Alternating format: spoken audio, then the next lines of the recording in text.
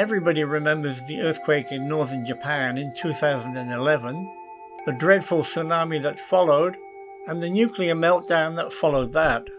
More than 20,000 people died or went missing. But 100 years ago, a much more devastating earthquake hit Japan and almost obliterated Tokyo. The quake struck on September 1st, 1923, and officially 142,000 people were killed. But there were other deaths that weren't official, the murders of innocent people.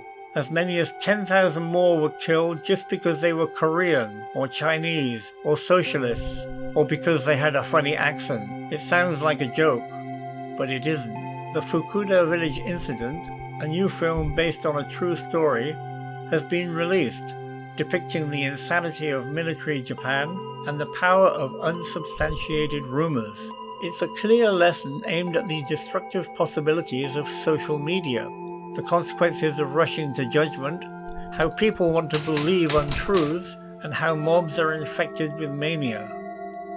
First, the quake.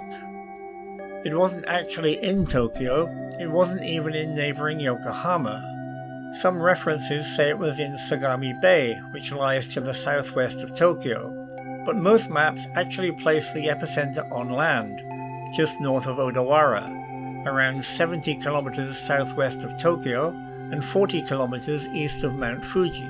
That said, a large chunk of the underlying tectonic plate shifted in what is termed a megathrust, when one tectonic plate is forced underneath another, and much of this shift was underwater, which caused a massive tsunami that rose to 12 meters in height and killed hundreds of people along the coast. The quake measured around 8 on the Richter scale, and like the 9.0 quake in northern Japan in 2011, the maximum shaking level was actually confined to quite a small area. Level 7 shaking on Japan's ludicrous 10-point scale is catastrophic, but level 6 plus is not far off it, and most of the greater Tokyo and Yokohama region was hit by level 6 plus shaking. One later review of the quake said the energy released was equivalent to 400 atomic bombs of the type that destroyed Hiroshima. Building standards were nowhere near what they are today, and many collapsed, killing those inside them. 60% of Tokyo's residents were rendered homeless, but it was fire that caused the majority of deaths. Around 90% of the deaths in the Tokyo area were caused by fire. One incident was particularly horrifying. Around 40,000 people took refuge in the Honjo area of Tokyo, but the fires erupted into what is known as a tornado fire, trapping those taking refuge and incinerating them en masse or suffocating them. Tokyo consisted mainly of wooden buildings along narrow roads and alleyways, and the quake struck as people were preparing lunch, meaning there were many open flames in the houses and restaurants. Winds from a typhoon also fanned the flames of the fires that quickly flared up across the city. Some 500,000 buildings were destroyed in the quake. While the death toll was understandable and perhaps predictable, the murder of 6,000, even 10,000 people in the days that followed the quake was not. Despite being ethnically similar to Japanese, Koreans were treated as second-class citizens at best, as slaves at worst. And they weren't alone. Indigenous Ainu, Okinawans, Chinese, and the Burakumin, the descendants from the lowest level of Japanese who traditionally performed unclean tasks such as butchery and disposing of dead bodies, were all regarded as lesser human. The Ainu, Okinawans, and Burakumin had been absorbed into Japanese society to some extent, while the Koreans had been subjugated by force and colonized against their will.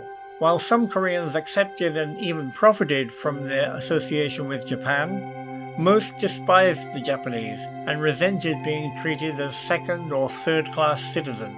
The Koreans had demonstrated their resentment by killing Japan's Prime Minister in 1909 and staging an uprising in 1919, in which 7,500 Koreans were killed, 16,000 were wounded, and 46,000 arrested, according to Korean figures. You would have thought that after such a devastating earthquake, the residents of Tokyo and Yokohama would have had better things to worry about than their colonial cousins.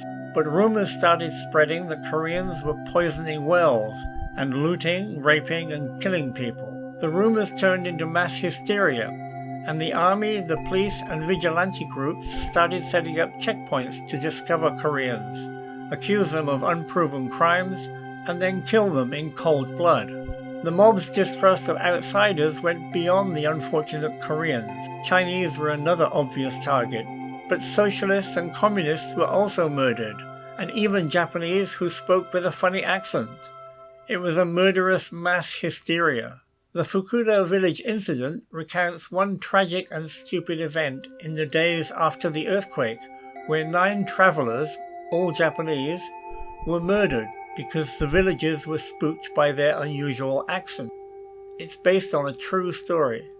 Shortly before the earthquake, a group of around 15 itinerant medicine sellers traveled from the island of Shikoku in the west of Japan to Fukuda Village in what is now Noda in Chiba Prefecture, northwest of Tokyo. Following the quake, martial law had been declared, and the government had even issued a warning a few days after the quake not to believe rumors about Koreans poisoning wells. However, the residents of Fukuda Village either didn't get the message or chose to ignore it. When they confronted the Barakumin from Shikoku, the ignorant villagers didn't recognize their accent and suspected them of being Korean. According to the movie, the travelers had legal papers proving who they were, but the villagers decided these could be fake, and rather than wait to find out the truth from the authorities, they decided that the people with funny accidents were Koreans planning to commit terrorist acts, despite the group containing pregnant women and children. So they murdered 9 of them, 10 if you include an unborn child. Some of the killers were tried, but in their defense they all said they were doing their patriotic duty to protect Japan. Despite being given prison sentences of up to 10 years, all were released within 3 years. 80 years later, a memorial was erected for the victims. Tatsuya Mori, the director of the Fukuda Village Incident, says the murderers weren't evil people, but were caught up in the hysteria of the moment, and he likened the spreading of false information to the disinformation and fake news spread on social media in today's world. But there was one major difference. The rumors of Koreans committing acts of terrorism were started by agents of the state, namely the police, the army, and the government-controlled media. As we await the next big disaster in Japan, we can only hope that Japan's current untrustworthy government, xenophobic police force, and soft compliant media organizations won't make the deadly mistakes of 100 years ago.